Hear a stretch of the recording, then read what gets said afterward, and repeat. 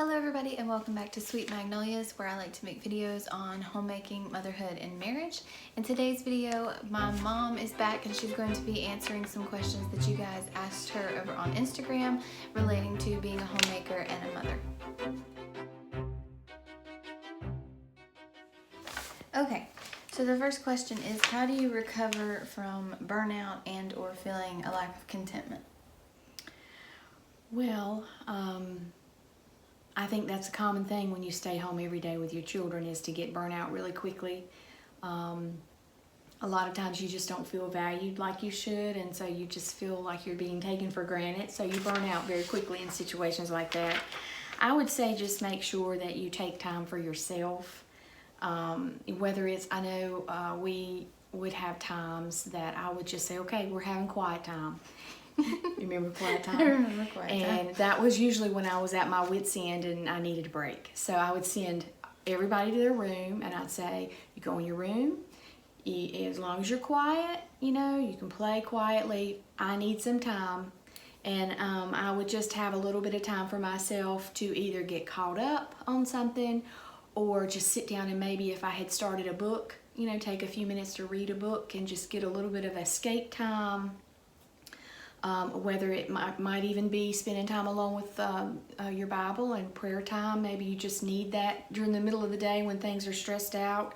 And also, you know, if you're really burnt out, you need a time to get away. Whether that be maybe plan a day trip, you and your spouse, or maybe meet a friend for lunch. Maybe if you have another friend who's a stay-at-home mom. It always did me a world of good to get together with other stay-at-home moms, maybe on a one-on-one basis, and just talk about some of your struggles, some of your things you're struggling with, that you're having difficulty with. And it's always good to kind of talk to somebody else, because they can give you a fresh perspective and maybe give you some suggestions. Oh, this is what I did when I feel like that and I'm struggling, and I've been there and I know where you're at, and this is what I did. So just some time to get by yourself or get with somebody that you could talk to, get a break. You know, I think that's the best thing to do when you're kind of burnt out. Yeah, the finding time for yourself thing, that's something I'm struggling with right now. Yeah. It's because I'm like, in the times that I have where I don't have, like, the baby's asleep or whatever, it's like I feel like I need to go clean the kitchen and go do laundry and go do everything else. And myself, as far as something I want to do, kind of gets put on the back burner. So But you know, what you need to remember is those things aren't going anywhere, and they will be there when you get to them. So if you feel like you are about to lose it, then you need to take some time to do something that's going to refresh your spirit and make you, you know, feel better, and just put your mindset at ease so that you can come back to taking care of the kids and taking care of the house. And you know, your mental stability is very important. Yeah. You know, so if you need a break, take a break, and don't feel guilty about that. We're not perfect, you know. yeah, that's something that the book that you let me borrow, Desperate by Sally Clarkson, and I can't remember the other lady's name, but that's something they talk about, and that has helped me a little bit. All right, the next question is, top 5 mothering tips for moms who want to encourage traditional values in their children. Well, I think number 1 is you need to have a daily routine. And you may say, what does that have to do with traditional values? Well, I think it's very important to try. Now, this doesn't mean your children as they get older are going to hold on to these, but to try to instill a time with the Lord in the morning. I think, you know, that's very important to set your children up to want a routine in their life. You know, if your kids sleep till 10 o'clock and then they roll out of bed and you're having breakfast at, you know, 11 o'clock, you know, 11:30, and then that's not good for them. It's not good for you. Everybody needs a stable routine. And if you can kind of establish a routine where they get up at a certain time, when they get up in the morning, they read their Bible, they pray, then they do their chores. Then if you homeschool, everybody's at the table by 8:30, 9 o'clock. We have school from this time to this time. We take our lunch break. I'll give you a little bit of, like we talked about, quiet time or a time to do something. And then if we haven't finished school, come back together at this time. We do school from this time to this time, and then the rest of the day you can get caught up on whatever. But I think routine is really important for traditional values, because that's an important character building trait in your children. Then, of course, having Bible time and prayer time together, or at least teaching your children they need that time alone with the Lord. That's very important to instill in your children. We always had Bible verses we memorized, and, just reading the Bible together, talking about Bible stories. Of course, being faithful to church, making sure that your children know just because you got a runny nose doesn't mean you stay home from church. We need some strong Christians in this day. And so we need to make sure that we are teaching our children how important it is to go to church. Their relationship with God is number one, but they need to know to be faithful to church, to be faithful to their responsibilities. And, so teaching them to be faithful to church is one way we teach them to be responsible. And, one day that'll transfer into a job. When they're old enough and they have a job, they'll know, hey, this is my responsibility. They're expecting me to be here. I'm going to show up. I'm not going to just sleep late and make some excuse. I think another way that we can instill traditional values in our children is to encourage them to be givers. A lot of times little kids accumulate a lot of stuff.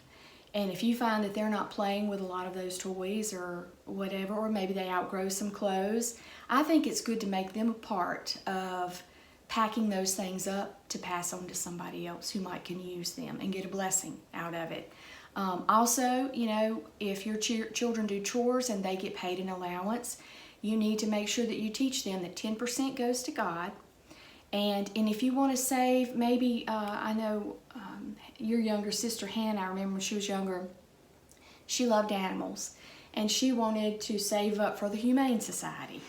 And so she had a little can, and she, I think we had a bake sale for something, and I asked if it's okay if my daughter put her little can there to take up for the Humane Society, and we had some people donate some money. So she saved that money, and she saved some of her money.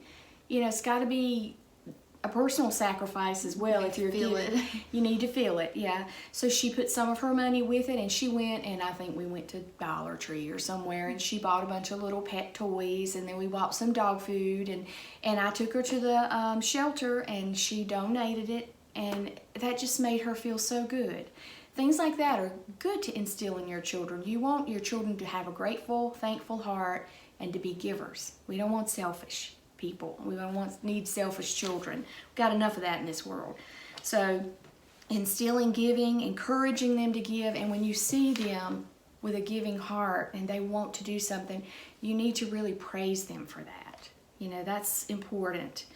Another thing is to always respect your spouse. Never disrespect your husband in front of your children, and vice versa. Your husband doesn't need to disrespect you. Your children need to know that we love each other in our home, that our family, we all love each other, that we are to respect each other. And when you teach that in the home, it translates to outside of the home. They learn that, to respect authority, to respect others that they may come encounter with, like work or school or whatever. They need to know respect, and they see that by the example that you show in your home. And also, I would say, spend time together. I know a lot of people are so busy now that they don't really sit down and eat supper together, but I always thought that was important for all of us. When your dad got home, I usually had supper ready, and we all sat at the table and ate together. Mm-hmm. And that may be the only time of day when you're all there and you can talk about your days together and just really connect. And I think that is very important, and that's one traditional value that people are just tossing aside because of the day we live in. But I think it's important. Now everybody sits at the table with their phone. Turn your phone off. TV. What's more important, your family or looking at somebody else's life on your phone? I mean, really, if that's what it comes down to, Mm-hmm. All right, number 3 is, what advice would you give to someone with very little children? So I'm going to listen to this one. Small children.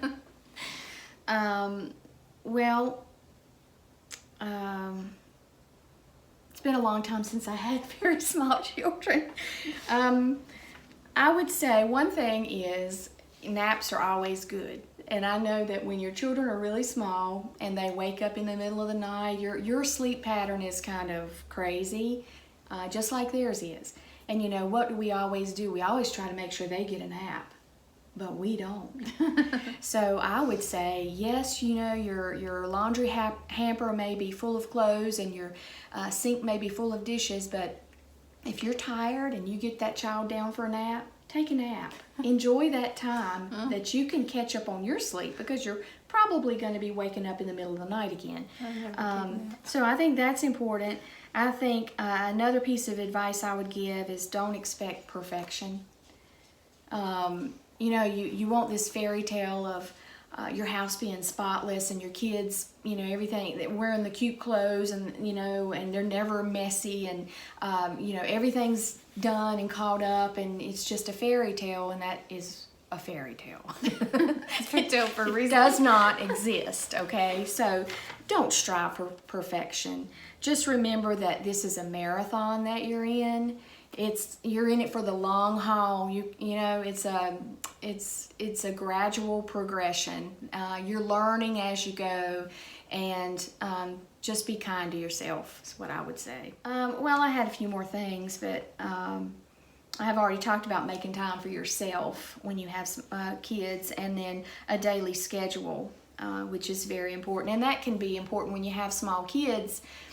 I know you did a video on your planner, your homemaking binder. I think that's important. I think structure is always good, but you have to be flexible. You may have a daily chore list of everything you want to get done today, but when you have small kids, it's probably not going to happen. So you're going to have to take some of those things and you're going to push it to the next day, and sometimes you may push it to the next month. I feel personally attacked. No, that's the truth. I mean, it's hard to make all those things happen when you have little kids, because they don't understand you've got a chore list to do. You're there for them. And a lot of times they're going right behind you, undoing everything you That's true. did. That's Can't true. even pull all the laundry out of the basket right after I just And instead of getting mad, I know this sounds crazy, but enjoy it. Because it's going to be gone before you know it. It goes by so quickly that, you know, don't spend your time being angry and upset because their little hands have gotten into mischief or pulled out all the clothes, because it's not worth it. You just need to enjoy them being little while you can.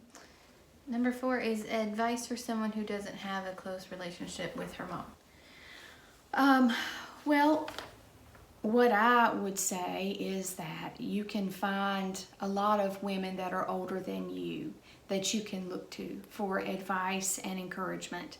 If you don't have a close relationship with your mother and you have a church family, I'm sure that there are plenty of older ladies in your church who would be glad to talk to you, to help you, to encourage you. If you can kind of find someone that you feel maybe a bond toward and just kind of try to befriend them and, you know, build up that relationship so that you can confide in them and talk to them, I think that would be a great thing.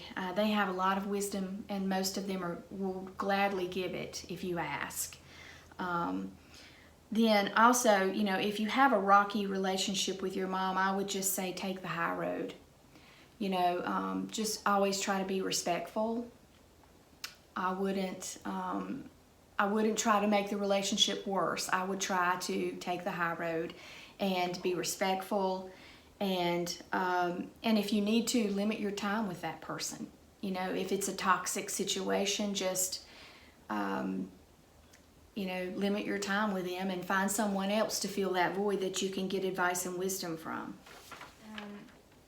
How to stay motivated and cheerful in a tough home environment. First of all, I would say pray. Pray, and pray some more. You know, I mean, I know not everybody's going to have an ideal home situation. And I was blessed with a good home situation. My husband and I were both on the same page, and he was very thankful that I was able to be home. And of course, we had struggles. We had financial issues, just like anybody on a one-income family would have. But we always tried to make home a special place of refuge for us and our children. But I would say prayer is the number one thing. And then I would find other like-minded moms. If you could find a circle of ladies who are stay-at-home moms that maybe you could confide in, you could talk to. It is good to have somebody to talk to about things like that. And then when attitudes are bad, just try to find some time out. Some, like we talked about earlier, some time to refresh your soul. Put the kids in quiet time in their rooms, take a break.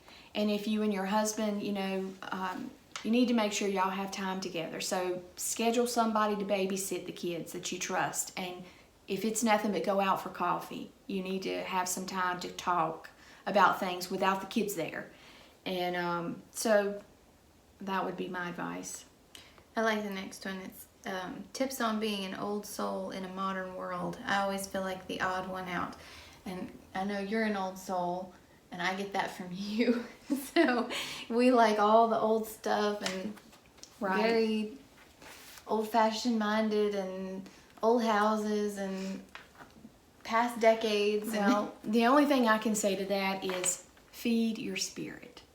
If you are an old soul and you like old-fashioned and you like vintage and that's what makes you happy, do it.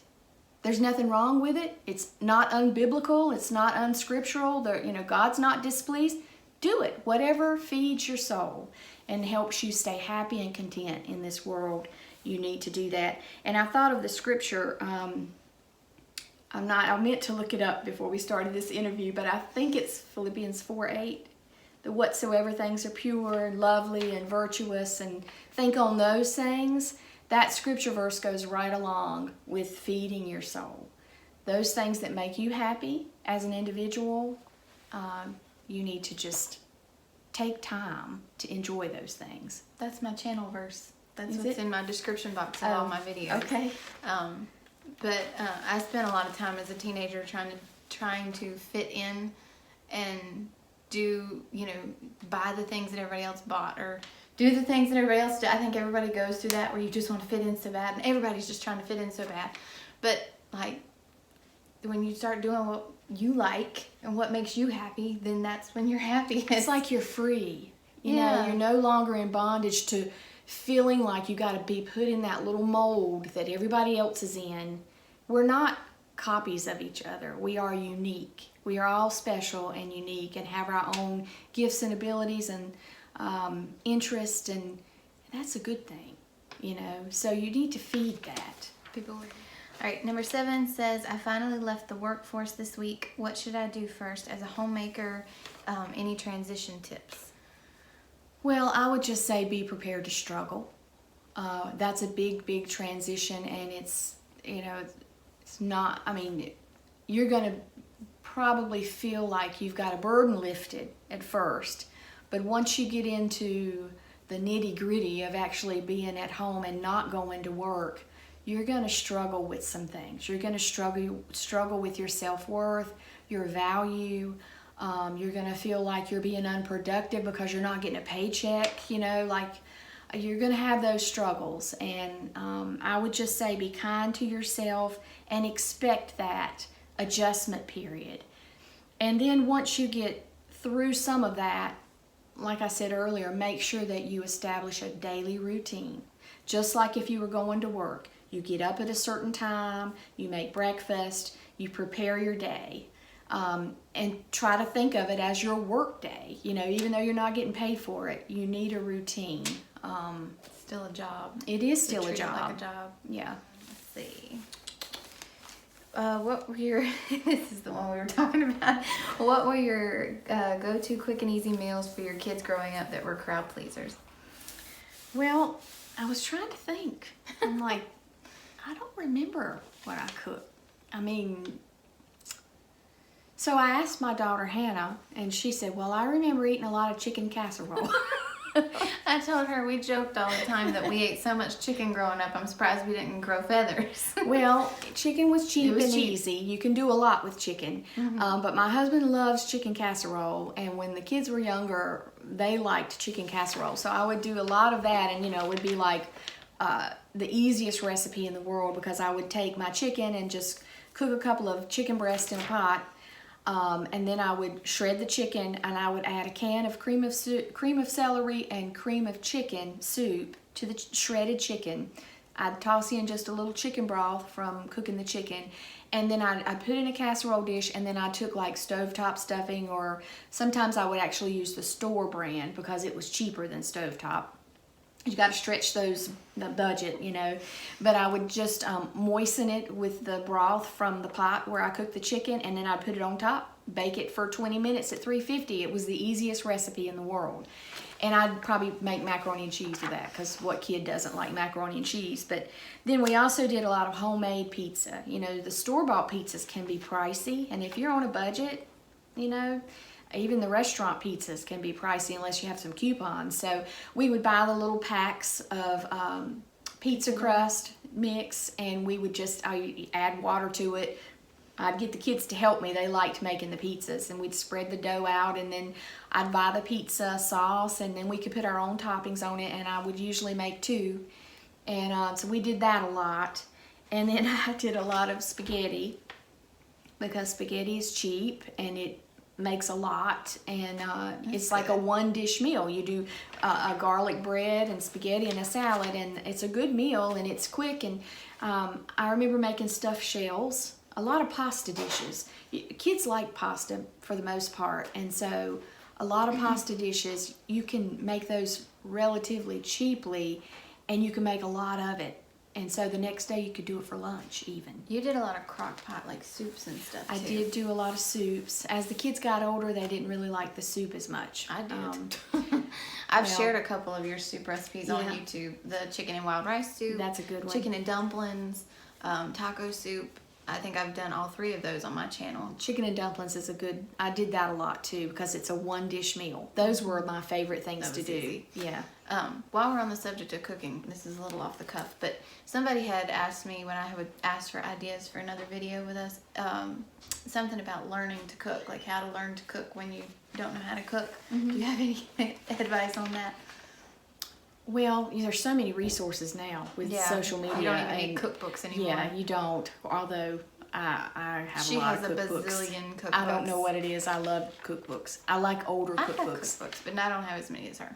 But yeah, I would just Google quick and easy recipes and just follow the recipes. And then as you get more comfortable with that, you can take away or add to, and make it your own recipe. You could tweak it for what your family likes or doesn't like. But yeah, just go by the recipe until you feel like you've got a little bit of knowledge about cooking, and pretty soon you'll be like your grandma, just a little pinch of this, pinch of that, throw it well, in. they didn't have any of that. They just learned by their moms teaching them, I guess, and passing it on. She said she didn't measure anything. She didn't. No. What is something you wish you could tell your younger self, or advice for young mothers? Advice for young mothers, I would just say it takes time. It just takes time to find your way and figure out what works for you. What works for Emily may not work for somebody else. So you've got to figure out what works for you and what works for your family. And don't stress out. If something's not working, don't stress out about it. Don't waste time. Just say, okay, this isn't working. Gonna have to figure out something else. You just move past that. Don't just get caught up in it so it stresses you out and makes you maybe less pleasant in the home to your family. Just figure something else out. Get some more advice. Always keep in mind what is important. Always remember, I know knowing your why is a thing now. Everybody talks about that. But really, always go back. If you find yourself struggling and feeling like, oh, this is just, too much for me. I don't know why I'm doing this. I should just go back to work or whatever. Always sit down and think about why it is that you wanted to do this in the first place. And reevaluate what is important to you.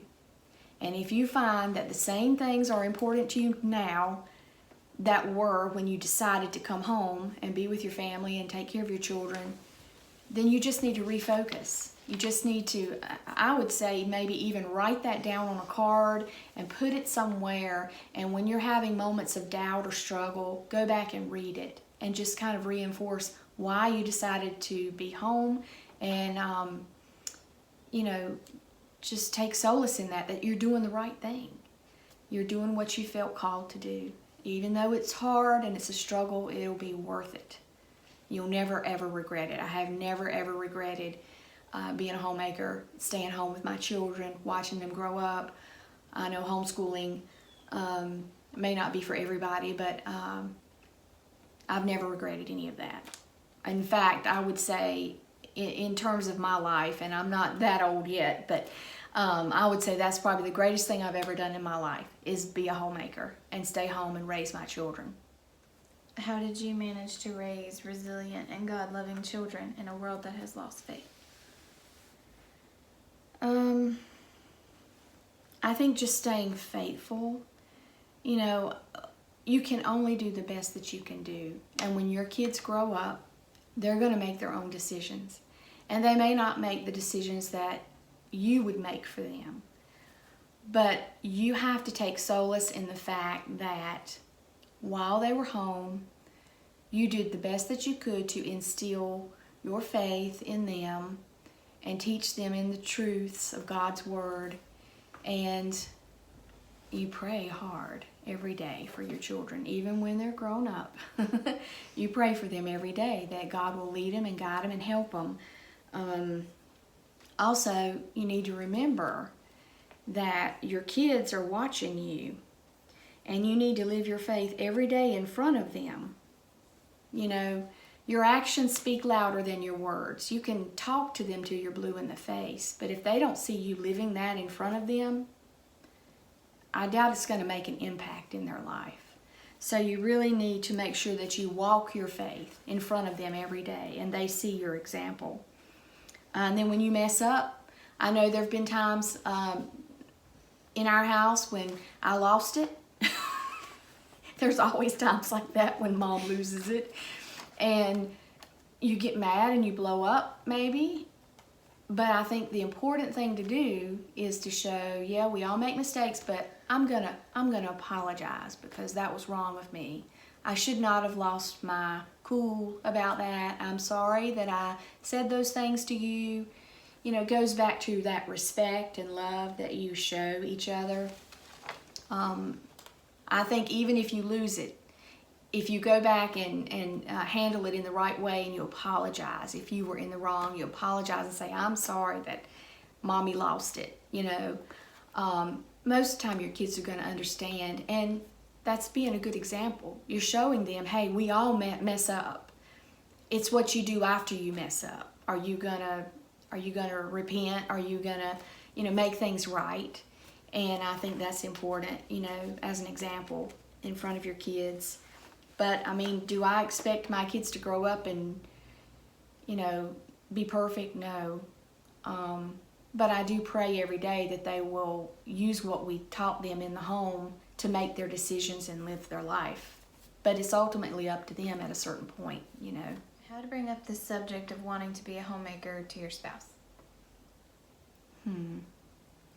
That one's a little bit tough for me because me and my husband were always on the same page about that. We were married for 5 years before we had Emily. So we had plenty of time to talk about when we had kids, what are we going to do? And so both of us were on the same page. We both knew that I was going to be home raising our children. And so we didn't really have a question about that. But I would say communication all along the way. If you don't have kids yet, you need to be talking about when you decide to have children. Before they come, you need to be making those plans and talking about those things now. Don't wait until the baby's here and you're like, okay, what are we going to do?